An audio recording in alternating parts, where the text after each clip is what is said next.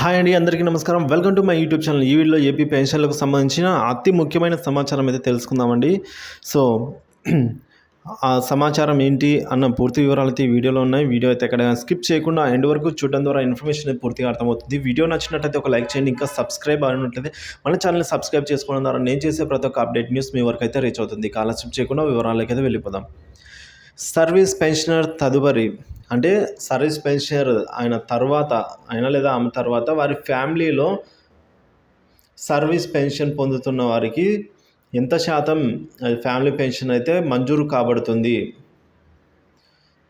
So ఈ service pensioner తదుపరి వారి ఫ్యామిలీ అంటే జీవిత భాగస్వామి కానీ ఎవరికి వర్తిస్తుందో వారికి సర్వీస్ పెన్షన్ పొందుతున్న సర్వీస్ పెన్షన్లో నుంచి ఎంత శాతం ఫ్యామిలీ పెన్షనర్కి ట్రాన్స్ఫర్ అయ్యేటప్పుడు ఎంత శాతం అయితే మంజూరు కాబడుతుందని అయితే చాలామంది అడుగుతున్నారండి. సో ఆ వివరాలకు గాను సర్వీస్ పెన్షనర్ మరణాంతరం వారి స్పౌస్కి ఫ్యామిలీ పెన్షన్ చెల్లింపుకు 2 విధానాలు అయితే ఉంటాయండి.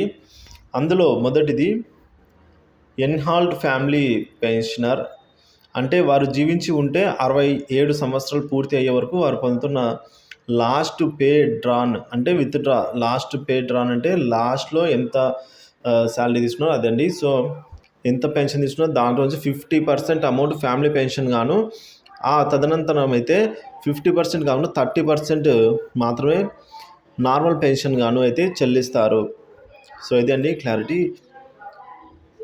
సో ఇది పెన్షన్ సంబంధించిన తాజా సమాచారం.